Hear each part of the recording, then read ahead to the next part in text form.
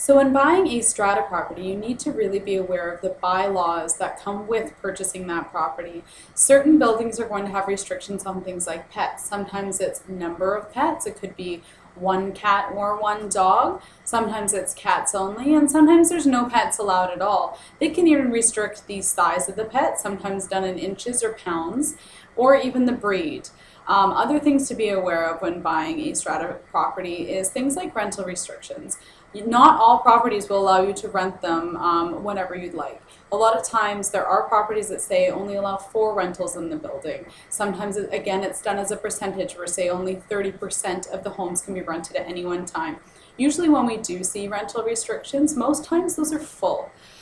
So usually there is very little room to rent if you are purchasing in there. So as an investor, in general, you probably wouldn't be looking at buying a property where there are very limited rentals. Other things to be aware of for bylaws are even things like they will dictate how you deal with the outside of your property. Some don't even allow putting, hanging your clothes, or you may have to have white blinds. So you need to be very aware of the restrictions on the property before you move in. So when you purchase that property, really take a look at those bylaws and restrictions and make sure this is the building in which you feel comfortable living in. Maybe if it has too many restrictions, that's a sign on of the building of how things are run. Maybe with too few restrictions, you're noticing that the building is in a bit of disrepair.